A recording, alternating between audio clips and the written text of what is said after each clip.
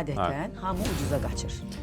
Hə. Son vaxtlarda da sən narahat olma, məndə hər şey yaxşı idi deyib yönləndirənlər, istiqamət verənlər, bəlkə oradan 3%-ni götürənlər var. Yəni bunu da çəkinməyəcəm deməyə.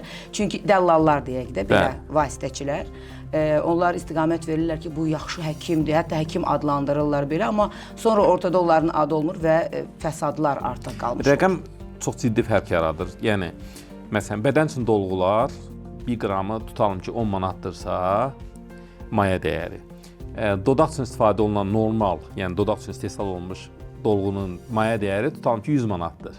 10 manat, 100 manat. 10 manatlıq dolğunu pasiyentə 30 manata, 50 manata, 80 manata təklif verəsən, o qaça-qaça gələcək.